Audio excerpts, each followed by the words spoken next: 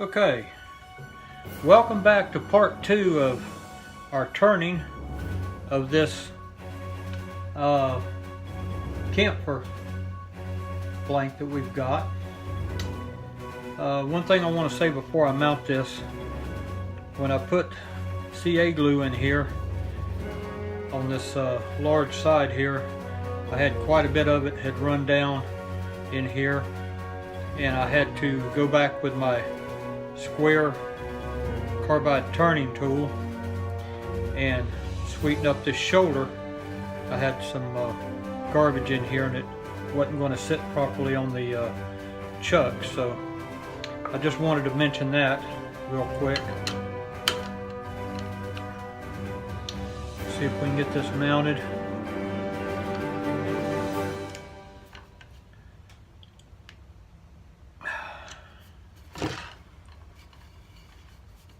Okay, that seems to be good.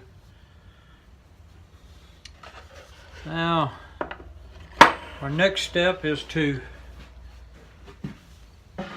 turn the inside of this, hollow it out a little bit. We're going to bring up our tailstock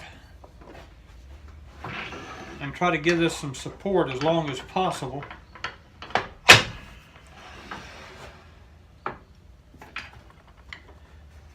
I'd rather have a tenon on this back end in the chuck, but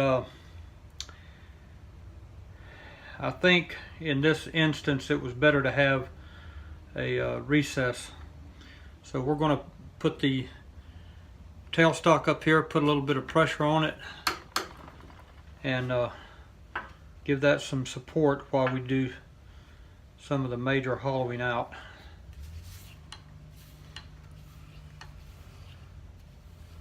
Okay, we're going to do most of this off camera due to time constraints.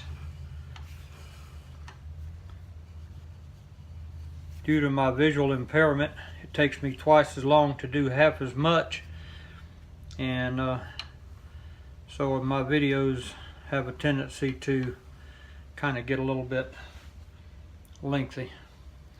Anyway, let's get started on this.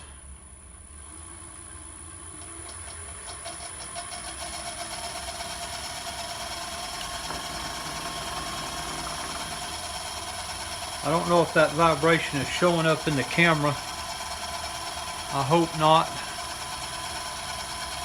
I'm going to back this camera off a little bit. Make sure it's not touching the lathe. I hope I'm still in the frame.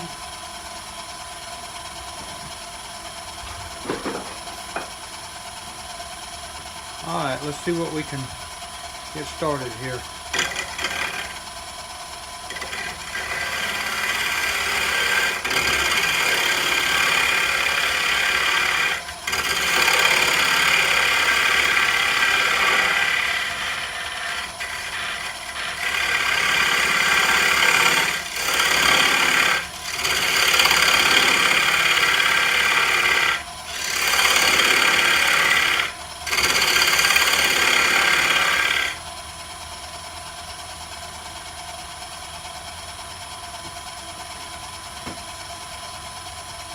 We are using a round carbide cutter.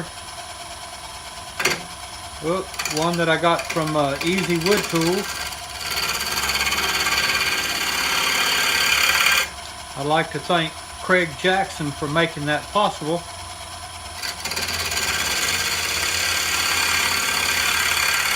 I had the opportunity to meet Craig in 2012 at the IWF that was held in Atlanta, Georgia.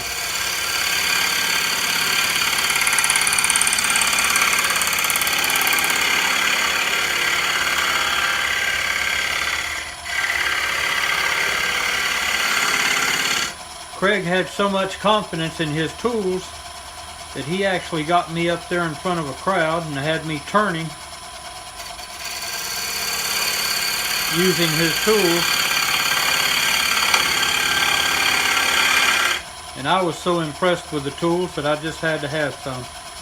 If you've never tried carbide turning tools, I highly recommend the Easy Wood Tool line.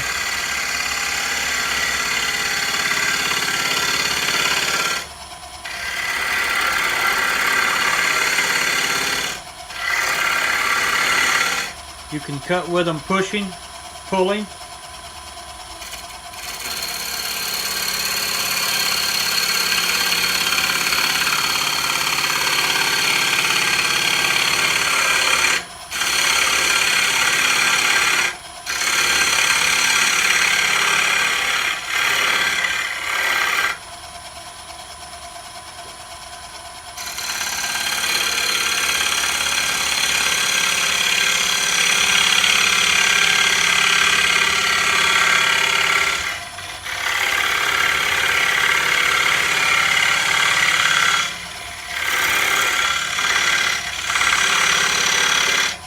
Okay, we're going to finish this off camera in order to save some time, and when we get this down a ways, we'll be back.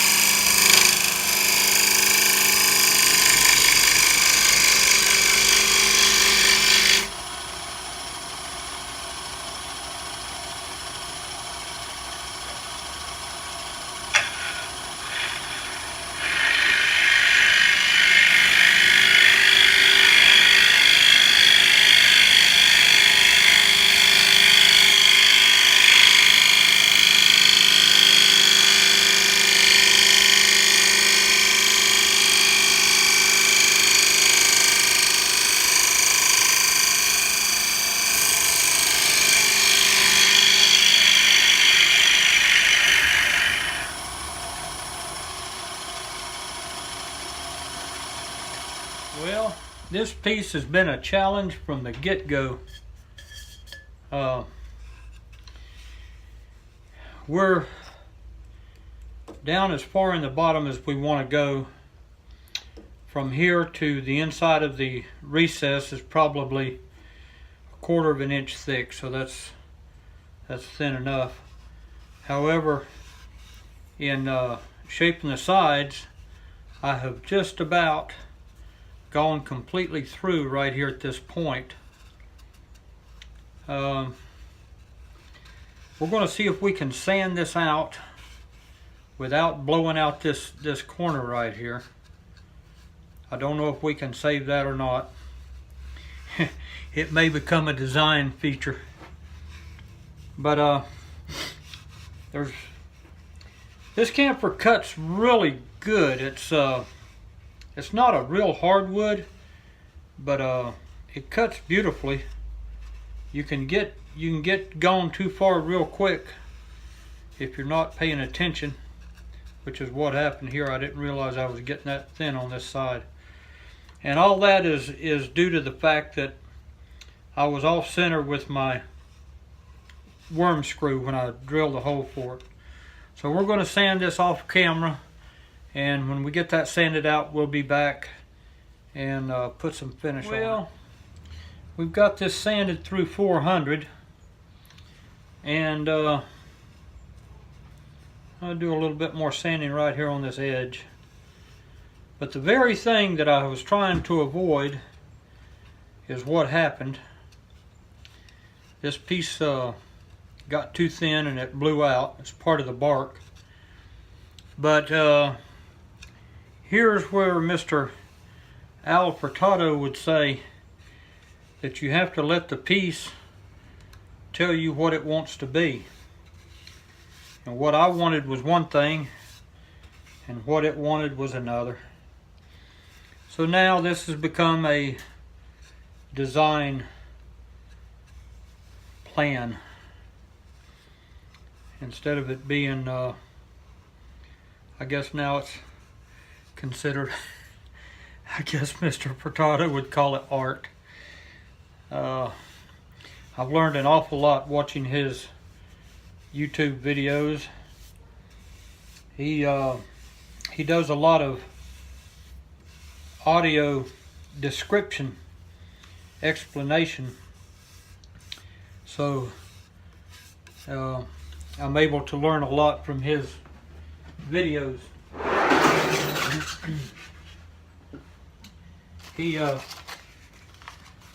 He's explained a lot of things that I didn't understand concerning wood grain, what we call end grain turning, and now I look at end grain turning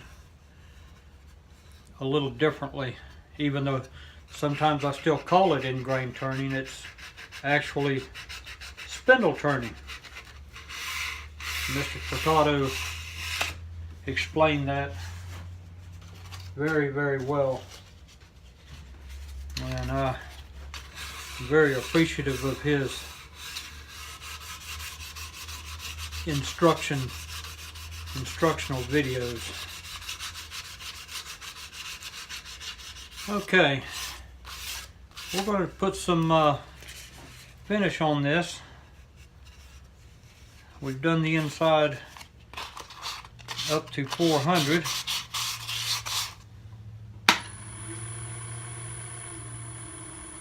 I think we're turning about 500 RPM here. And very carefully, we have sanded the inside.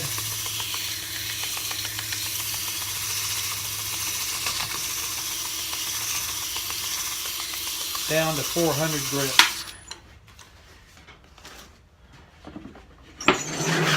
So we're going to put some finish on it. As soon as we get ready to do that, we get things set up, we'll be back. Hey everybody, welcome back. Well, we finally got our camphor bowl completed.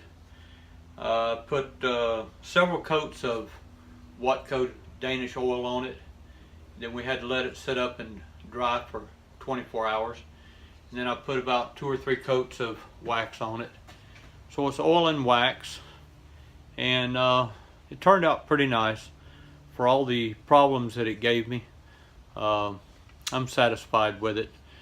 It doesn't have much odor like it did when I was cutting it, but it sure was strong during the cutting process. But this bark inclusion here, the part that chipped out, I didn't want it to, but now that it did, actually everybody seems to like it, so that's all right. Well, I enjoyed having y'all in here with me. I hope you enjoyed what you saw, and I don't know what project we're going to do next, but between now and then, I hope y'all get out in the shop, make something, enjoy your time out in the shop, and be safe.